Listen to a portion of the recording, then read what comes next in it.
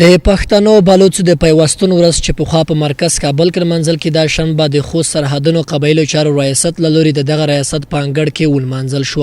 ګډونوالو په خپل خبره کې د پښتنو بلوڅو یواله او سرښندنې په اړه خبرې وکړې. د کوز پښتونخوا قومي مشرانو ویل هیڅوک نشي کولای چې لرو بر پښتنو ترڅنګ بلوڅ قومونه وپاشي. دوی زیاته کړه چې لرو بر پښتنو بلوڅ قومونه خپل یواله ټینګ وساتي شته بدبختي بلمنځل لاړ شي.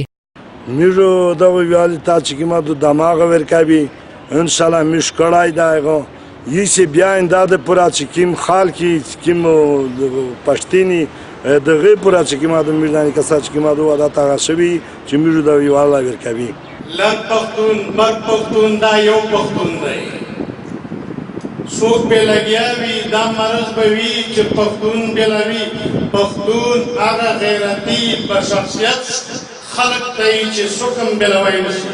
د سرحدونو قبايلو چارو ریاست مسؤلین وایي یا د ورځ په لرو بر پښتنو سیمو کې منځل کیږي چې هدف د پښتنو ترمنځ یووالی او ښه هماهنګي ده.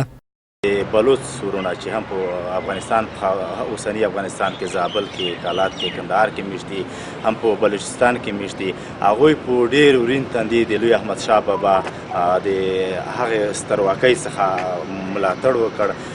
لوی احمد شاه بابا سره په ټولو غزواتو کې په ټولو جګړو کې د نورو پښتنو سره د ورونو قومونو په حیث ونډه اخیستې ده.